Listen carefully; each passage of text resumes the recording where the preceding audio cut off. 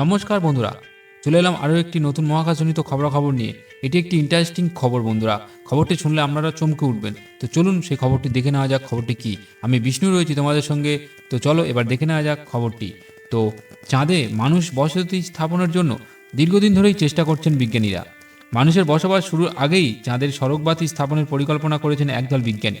এই সড়কবাতির উচ্চতা যুক্তরাষ্ট্রের স্বাধীনতার প্রতীক স্ট্যাচু অব লিবার্টির চেয়েও লম্বা হবে।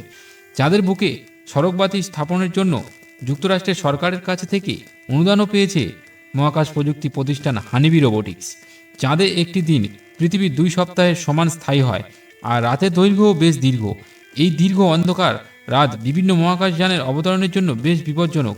এই সমস্যার সমাধানের জন্য চাঁদে বিশাল আকারের সৌর ব্যাটারি প্রযুক্তির সড়কবাতি স্থাপন করতে চায় হানিবি রোবোটিক্স। চাঁদে সড়কবাতি স্থাপনের প্রকল্পটির নাম দেওয়া হয়েছে lunar utility navigation with advance remote sensing and autonomous beaming for energy redistribution বা লুনার সার্ভার।